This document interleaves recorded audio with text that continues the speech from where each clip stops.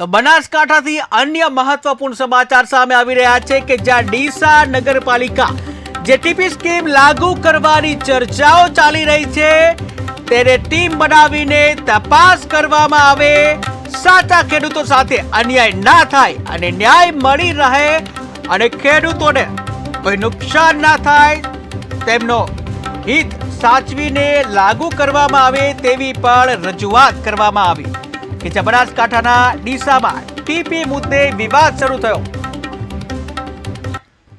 નકલી ખેડૂતો આવી અને આ અસલી ખેડૂતો આવ્યા છે અને ખોટા સાબિત કરવા માટે ચીફ ઓફિસર સાહેબ અને નગરપાલિકાના ટીપીના ટાઉન પ્લાનિંગ ચેરમેનને આવીને આવેદનપત્ર આપી ગયા। એમાંથી એક પણ ખેડૂત નહોતો, 2-3 ખેડૂત હશે, બાકી તો કોઈ મરચાના વેપારી હતા, કોઈ ડુંગળીના હતા, કોઈ લસણના હતા, બટાકાના હતા, ગોળના હતા, એમને કોઈ લેવા દેવા નથી। બધા ગ્રીન બેલ્ટમાં જે ડામર રોડથી પેલી બાજુના ખેડૂત હતા આ બાજુ આવીને સાચા ખેડૂત સાબિત થયા છે।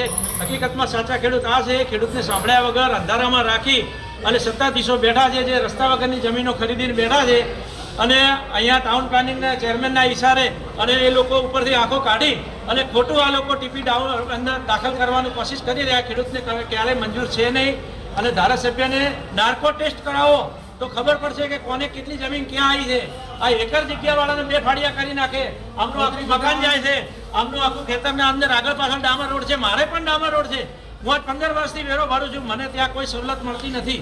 આ લોકો કે સવલત મળશે, ક્યારે મળશે? 15-17 વર્ષથી હું વેરો ભરું છું, મારા વેરાની પાવતી આપને કહેશો તો પહોંચાડીશ અને મારે નથી તો ત્યાં સફાઈ કામદારો આવતા નથી, મ્યુનિસિપાલિટીનું પાણી આવતું નથી, સીસી રોડ કે નથી ત્યાં ગટર વ્યવસ્થા અને આ મોટા મોટું કૌભાંડ આ લોકો કરીને બેઠા છે ગટર વ્યવસ્થાનું, ભૂગર્ભ ગટરનું, અને એમાં મોટી ખાઈકી કરી છે અને એને આ લોકો સાચું સાબિત કરવા બેઠા છે। આ ટીપીને ક્યારે અમે સ્વીકારીશું નહીં। ખેડૂતોને મળી અને ખેડૂતોને પૂછીને આગળ ચર્ચા કરશે તો અમે એમને જવાબ આપશું, બાકી આ ટીપી અમને મંજૂર આજે નથી, કાલે નથી, ક્યારેય નથી। મારે આ રોડ આગળ ચાલે છે, જમીનને આગળ મારે કોઈ રોડની જરૂર નથી, મારી 45 ગુણા જગ્યા છે।